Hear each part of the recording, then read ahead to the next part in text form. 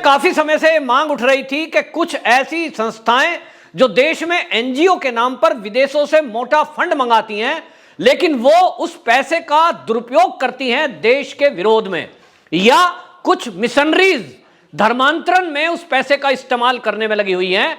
कुछ लोग देश विरोधी एक्टिविटी में उस पैसे को इस्तेमाल करने में लगे हुए हैं, और जब कभी उनसे फंड के रिगार्डिंग खर्चे की बात करो तो वो फर्जी डाटा बेस तैयार करके उस खर्चे को दिखा देते हैं, और मोटी रकम प्राप्त करने वाले वो एनजीओ चलाने वाले लोग मालामाल बनते जा रहे हैं और करोड़पति अरबपति बन गए। अब हमने हाल ही में देखा कि जिस तरह से सीएए के विरोध के समय में जामिया मिलिया इस्लामिया दिल्ली का जो यूनिवर्सिटी है उसके हमने स्टूडेंटों को देखा कि किस तरह से देश विरोधी एक्टिविटी में वो बसों में आग लगा रहे थे, वो सड़कों को जाम कर रहे थे, और शाहीन बाग की मोटी फंडिंग का खुलासा हुआ था। आखिरकार ये बात उस समय चल रही थी कि ये फंडिंग हो कहां से रही है। गृह मंत्री अमित शाह ने उन सब गतिविधियों को गंभीरता से लिया और ये पाया कि जितनी भी एनजीओ देश के अंदर चल रही हैं उनकी गहनता से जांच होनी चाहिए कि वो वास्तव में जो विदेशी एफसीआरए कानून के तहत फंड लेती हैं उस कानून का उल्लंघन तो नहीं कर रहे हैं।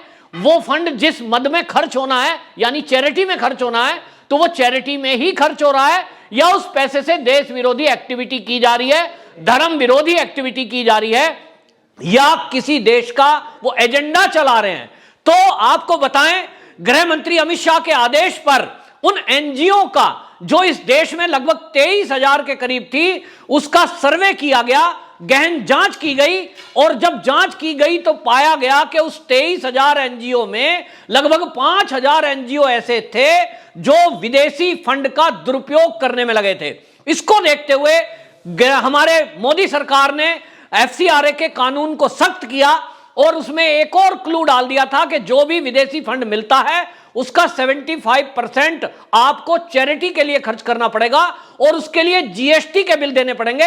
आपको एक बात बता दूं, पहले फर्जी बिल लगा दिया करते थे, खाली वाउचर साइन किए, कितना पैसा किसने लिया, कहां खर्च हुआ, कोई हिसाब किताब नहीं था। लेकिन अब कंपलसरी कर दिया गया है कि आप चैरिटी करेंगे तो जीएसटी का बिल आपको लगाना पड़ेगा, और विदेशी फंड जो लेने वाली संस्थान है उनके लिए जो रूल रेगुलेशन है वो इतने सख्त कर दिए गए हैं कि अब विदेशी फंड का एक एक पाई उनको खर्च जहां जिस मद के लिए वो मांग रहे हैं वो करना पड़ेगा, वरना उनका लाइसेंस रद्द होगा, और उनके द्वारा जो फंड विदेशों से मंगाया गया है, या यूं कहें विदेशियों ने दान दिया है, वो सब भी भारत सरकार जब्त कर लेगी। और जैसे ही ये नया कानून आया इसके बाद खुद से कई संस्थाओं ने अपना रजिस्ट्रेशन रिन्यूअल कराने के लिए केंद्र सरकार को यानी गृह मंत्रालय को आवेदन ही नहीं किया।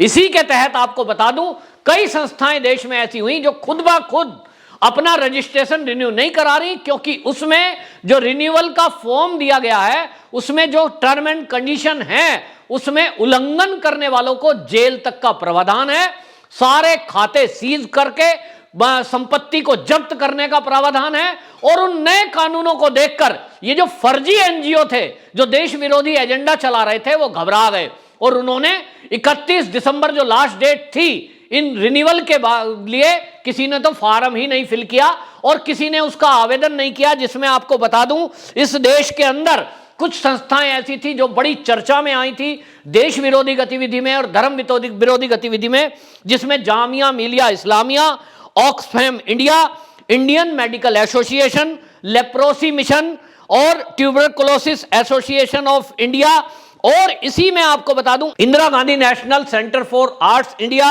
इस्लामिक कल्चर सेंटर, और इसमें बता दूं आपको अभी चर्चा में आई मदर टेरेसा कोलकाता की मिशनरीज ऑफ चैरिटी, जिसने अपना रिन्यूअल नहीं किया, लेकिन इस खबर को ऐसा चलाया गया था कि मोदी सरकार ने तो मिशनरीज के खाते सीज कर दिए हैं। आपको बता दूं कि वो खाते सीज गवर्नमेंट ने नहीं किए। मिशनरीज ऑफ चैरिटी जो कि दुनिया के कई देशों से अरबों रुपए का फंड प्रति साल ले रहा था चैरिटी के नाम पर, लेकिन वो उस पैसे का दुरुपयोग कर रहा था धर्मांतरण के लिए। मदर टेरेसा को संत बताकर उसके नाम पर जो चंदे इकट्ठे हुए उसकी जब गहन जांच हुई तो केंद्र सरकार की एजेंसियों ने पाया कि पैसे का दुरुपयोग हुआ है। नया फॉर्म जो है, उस नए फॉर्म की टर्म एंड कंडीशन को देखकर ये मिशनरीज ऑफ चैरिटी ने उस फॉर्म को फिल ही नहीं किया। जब रिन्यूअल नहीं किया, खुद अपने खाते सीज कर दिए, और खाते सीज खुद इसलिए किए क्योंकि जो नया नियम है उसके अकॉर्डिंग अगर आप टर्म एंड कंडीशन पूरा नहीं करते हैं तो केंद्र सरकार को वो अधिकार है कि वो आपकी पूरी संपत्ति को भी जब्त कर सकते हैं, यानी खातों में जो पैसा पड़ा है उसको जब्त किया जा सकता है। और इसलिए खुद से उन्होंने अपने खाते फ्रीज करा दिए, यानी उसमें कोई पैसा ना डाल पाए, क्योंकि डालेगा तो नियम लागू होगा, उनको जवाब देना पड़ेगा कि ये दानदाता कौन है, क्यों इन्होंने पैसा दिया है। और आपको इसमें एक और बात याद दिला दूं, जब कोरोना का काल पिछले साल मार्च में चला था तो आपको याद होगा कि उस समय आईएमए, इंडियन मेडिकल एसोसिएशन, चर्चा में आई थी। और चर्चा में इसलिए आई थी क्योंकि स्वामी रामदेव जो हमारे देश के एक संत हैं और आयुर्वेद और योग को उन्होंने काफी बढ़ाया है, पतंजलि योग पीठ, पतंजलि के प्रोडक्ट उन्होंने मार्केट में लॉन्च किए, और उस समय उन्होंने कोरोनिल किट एक बनाई थी। उसको लेकर उन्होंने उस समय दावा किया था कि इससे कोरोना के रोगी ठीक हो सकते हैं।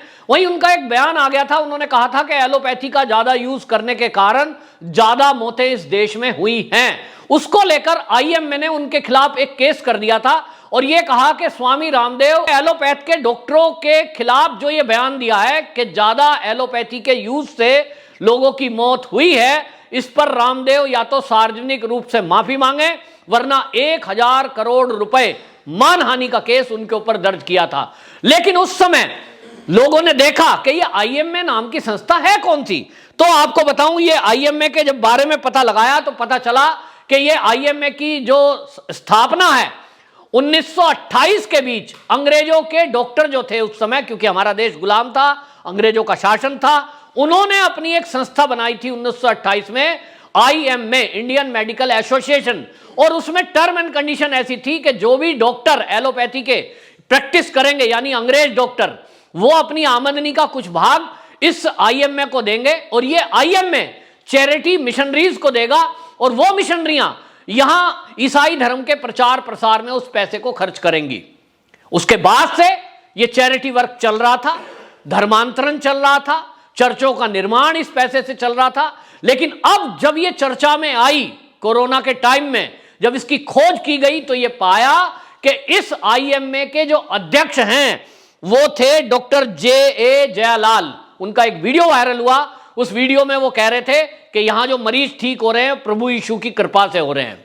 एक तरफ वो कोरोनिल किट बनाने वाले रामदेव को ये कह रहे थे कि इन्होंने बयान दिया है, ये डॉक्टरों की बेइज्जती है, इसके लिए वो रामदेव माफी मांगे। दूसरी तरफ वो एस.ए. जयालाल सार्वजनिक रूप से भरी सभा में मेडिकल कॉलेज के अंदर ये कह रहे थे कि जो मरीज ठीक होते हैं प्रभु यीशु की कृपा से होते हैं। इसका मतलब ये हुआ कि ऐसे जयालाल प्रचार ज्यादा कर रहे हैं, प्रभु यीशु का प्रचार ज्यादा कर रहे थे। दवाइयों के असर से बीमारी ठीक होती है ऐसा नहीं।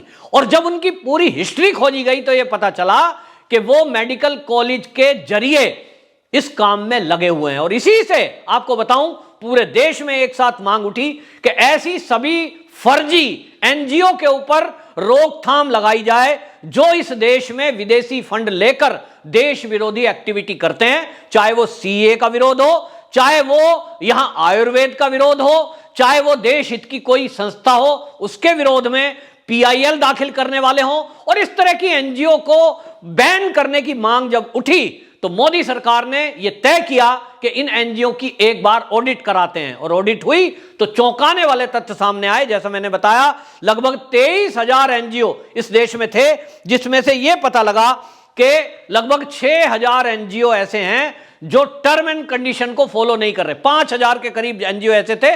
लेकिन अब जो नया नियम आया है उसके तहत 6,000 एनजीओ का एफसीआरए लाइसेंस रद्द हो चुका है। इसमें ऑब्समैन इंडिया भी है, जो कि बड़ा नाम था। और आपको बता दें, इस एफसीआरए की सूची में 5,789 संगठन उससे आउट हो गए। 179 संगठनों का जो है इसमें लाइसेंस रद्द कर दिया गया है।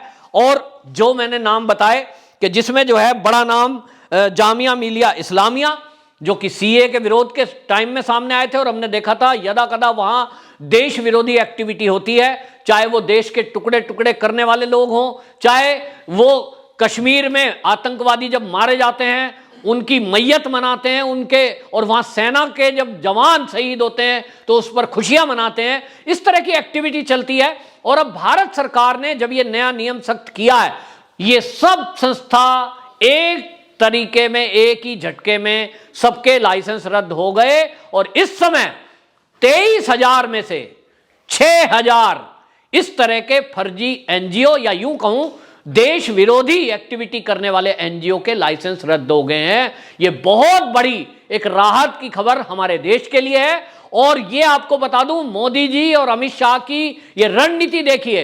अमित शाह को यूं ही राजनीति का चाणक्य नहीं कहते। आपको चाणक्य जी की एक घटना पता होगी कि उनके पैर में एक बार कांटा चुभ गया था, तो उन्होंने कांटा नहीं तोड़ा, कांटे का जो पेड़ था उसकी जड़ में मट्ठा डाला कि इसको जड़ से खत्म कर दूंगा।